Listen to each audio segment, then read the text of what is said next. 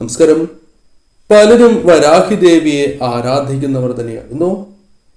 ദേവിയെ ശരിയായ രീതിയിൽ ആരാധിക്കുന്ന ആർക്കും നിരാശപ്പെടേണ്ടതായി വരില്ല എന്നതാണ് വാസ്തവം. കാരണം അവരുടെ ജീവിതത്തിൽ പല തരത്തിലുള്ള മാറ്റങ്ങൾ, അത്ഭുതകരമായ നേട്ടങ്ങൾ കടന്ന് വരിക തന്നെ ചെയ്യും. വരാഹി ദേവിയുമായി ബന്ധപ്പെട്ട അതിവിശേഷപ്പെട്ട ഒരു മന്ത്രമാണ് ഇവിടെ പരാമർശിക്കാനായി പോകുന്നത്. ഈ മന്ത്രം നിങ്ങൾ ജപിക്കുന്നതിലൂടെ ആ വ്യക്തികളുടെ ജീവിതത്തിൽ ഐശ്വര്യങ്ങളും സൗഭാഗ്യങ്ങളും നിറയും. കൂടാതെ ആ വ്യക്തികളുടെ ആഗ്രഹം നടക്കും എന്നതാണ് വാസ്തവം. എത്ര കാഠിന്യമേറിയ കാര്യങ്ങളാണ് എങ്കിലും നടക്കാനുള്ള സാധ്യതകൾ വർദ്ധിക്കും, അവസരങ്ങൾ വന്നു ചേരും. എന്നാൽ ആവശ്യം ന്യായമുള്ളതായിരിക്കണം എന്നതാണ് വാസ്തവം. അത്തരം കാര്യങ്ങളാണ് നടക്കുക. ഈ മന്ത്രത്തെക്കുറിച്ചും ഈ മന്ത്രം ജപിക്കുമ്പോൾ ശ്രദ്ധിക്കേണ്ടതായ കാര്യങ്ങളെക്കുറിച്ചും വിശദമായി തന്നെ മനസ്സിലാക്കാം. ഏവരും വജ്രഘോഷം എന്ന കമന്റ് ബോക്സിൽ അമ്മയെ മനസ്സിൽ സ്മരിച്ചുകൊണ്ട് എഴുതുവാൻ ശ്രമിക്കുക. ഈ മന്ത്രം 108 രൂപയാണ് ജപിക്കേണ്ടത്. എന്നാൽ ഏവർക്കും 108 രൂപ നിത്യവും ജപിക്കുവാൻ സാധിക്കണം എന്നില്ല. നിങ്ങൾക്ക് സാധിക്കുന്നില്ല എങ്കിൽ 21 തവണയെങ്കിലും ഈ മന്ത്രം ജപിക്കേണ്ടതായിട്ടുണ്ട്. ഒരിക്കലും തറയിൽ ഇരുന്നു കൊണ്ട് ഈ മന്ത്രം ജപിക്കുവാൻ പാടുള്ളതല്ല.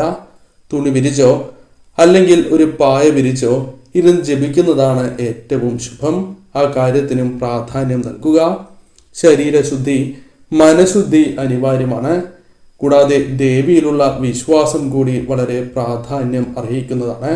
ദേവിയിൽ പൂർണ്ണ വിശ്വാസം അർപ്പിച്ചുകൊണ്ട് മാത്രമേ ഈ മന്ത്രജപം നടത്തുവാൻ പാടൂ.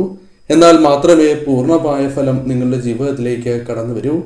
ഈ മന്ത്രം ജപിക്കേണ്ട സമയത്തിനും വളരെയധികം പ്രാധാന്യമുണ്ട്. രാത്രി സമയങ്ങളിൽ ഈ മന്ത്രം ജപിക്കുന്നതാണ് ഏറ്റവും ശുഭം. പ്രത്യേകിച്ചും രാത്രി 8 മണിക്ക് ശേഷം ഈ മന്ത്രം ജപിക്കുന്നത് അതീവ ശുഭകരമാണ്. കൂടാതെ ബ്രാഹ്മമുഹൂർത്തത്തിലാണ് എങ്കിലും ഈ മന്ത്രം ജപിക്കാവുന്നതാണ്. ബ്രാഹ്മമുഹൂർത്തത്തിൽ ഉണരുന്നവർക്കും ഈ മന്ത്രജപം ഏറ്റവും ഉത്തമം തന്നെയാണ്. ആഗ്രഹങ്ങൾ നടക്കുവാനും സർവ ഐശ്വര്യങ്ങൾ നൽകുന്നതായ ആ മന്ത്രം ഇപ്രകാരമാണ്: ഓം ശ്രീ വം ശ്രീ ഓം എന്നാണ് മന്ത്രം. ഓം ശ്രീ വം ശ്രീ ഓം എന്നാണ് മന്ത്രം. ഈ മന്ത്രം നിങ്ങൾ ജപിക്കുക. നിങ്ങളുടെ ജീവിതത്തിൽ സൗഭാഗ്യങ്ങളും ഐശ്വര്യങ്ങളും വന്നു ചേരും. ദേവിയിൽ പൂർണ്ണ വിശ്വാസം അർപ്പിച്ചുകൊണ്ട് തന്നെ മന്ത്രജപം നിത്യവും തുടരുക.